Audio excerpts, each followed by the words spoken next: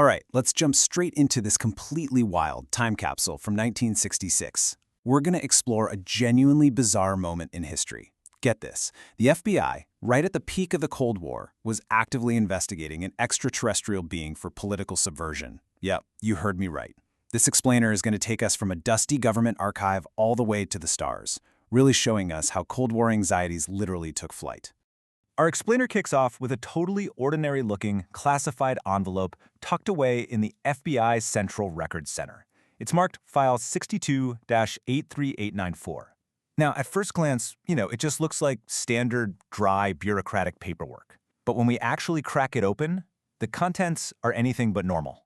Inside is this memo detailing a tip from an IRS employee in Philadelphia.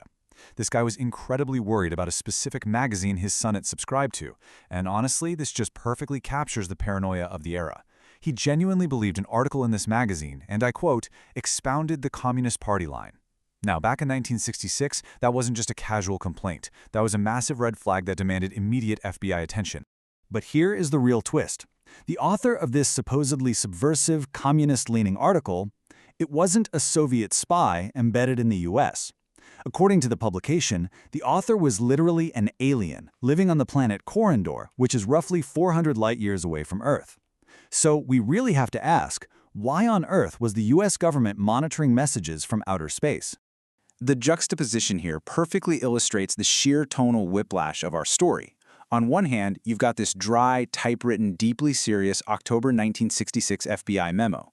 And then, right next to it, the actual source of the controversy, the super sensational July 1966 issue of a magazine called Flying Saucers International. It's just incredible to think about the highest investigative body in the country methodically analyzing a pulp magazine about extraterrestrial encounters. Let's move to Section 1, the flying saucer subculture.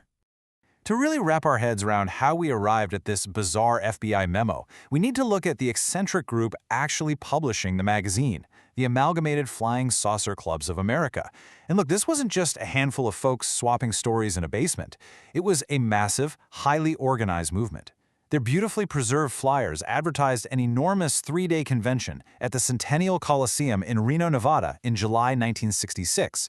They had advanced registration, a packed schedule from 10 a.m. to 11 p.m., and promised attendees the greatest assembly of contactees, everyday people who claim they had physically met and spoken with aliens. Watching their convention schedule unfold is like a non-stop barrage of cosmic events. It flows kind of like this. Day 1, you start by casually listening to space tapes over lunch.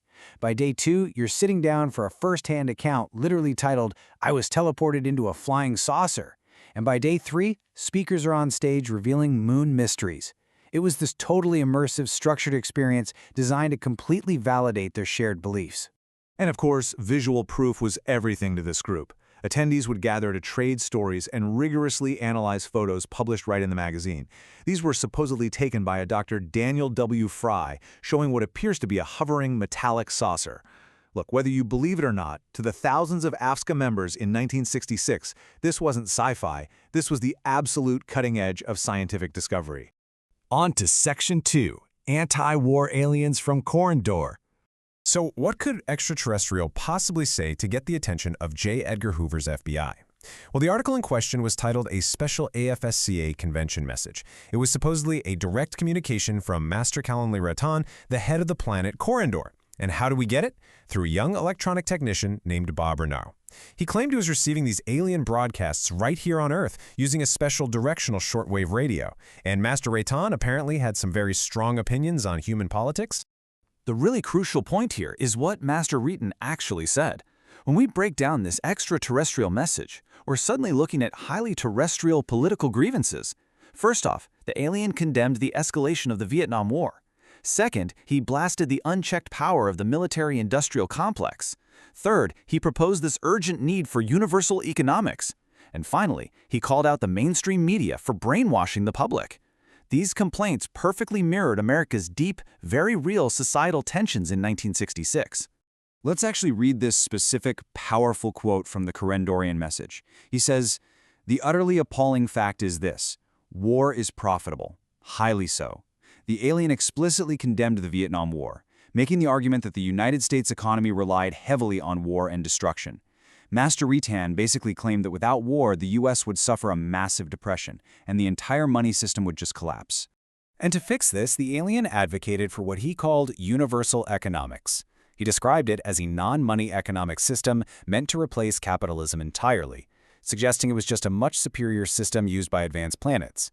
And, well, there it is. That is exactly why that IRS employee reading this over his son's shoulder flagged it as communist propaganda to the FBI. Honestly, it sounded a whole lot like Marxist theory, just, delivered via a spaceship. Section 3. The mainstream media phenomenon. Let's zoom out of it.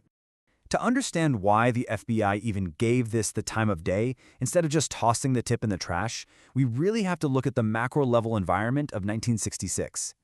UFO mania was absolutely everywhere. It wasn't just a fringe hobby. Local newspapers were exploding with sensational reports. Like this headline, where 6 high school students in Pennsylvania claimed they were chased by a pulsating, buzzing, lighted UFO. The article goes into detail about how they were terrified by a large, oval circle of light hovering just over the trees. This was real news causing real, documented panic in everyday communities. And this brilliantly illustrates the true scope of the whole phenomenon. We aren't just talking about tabloid fodder here. Even the highly respected Wall Street Journal was dedicating serious ink to the subject, running massive articles asking, "Do flying saucers exist?"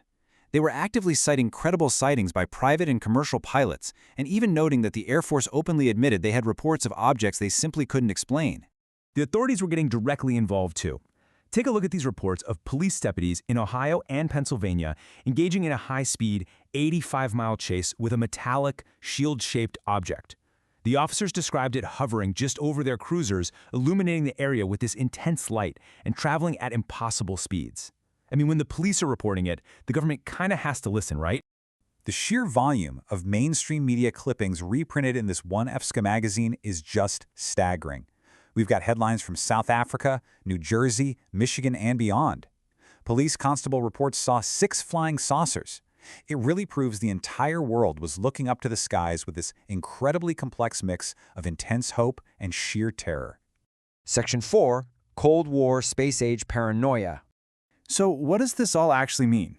Well, it means the UFO subculture was doing much more than just looking for little green men. It was acting as a mirror for the intense Cold War anxieties of the 1960s. On one side, we have these massive cosmic ambitions, citizens desperately wanting advanced, peaceful beings to descend and save humanity from the military-industrial complex. But on the other side, we have this stark reality of the FBI's response, a cold, dry, bureaucratic assessment stating no further action is contemplated in this matter. The final verdict was pretty clear. Despite all the cosmic drama and the wild accusations of communist subversion from an alien leader, the FBI quickly realized this wasn't an actual Soviet threat to national security. Noting that they literally had no file on the shortwave radio technician Bob Renault or his Flying Saucer Club, the FBI officially closed the loop. They determined the organization wasn't a covert communist front at all. It was really just a group of citizens heavily invested in a very, very unique worldview. Ultimately, this explainer leaves us with a pretty profound question to ponder. When we look to the stars for answers, are we actually communicating with the unknown, or are we simply projecting our own earthly fears onto the night sky? Were the people of 1966 really getting political manifestos from aliens, or were they just desperately searching for a cosmic savior to solve the terrifying nuclear realities of the Cold War? What do you think?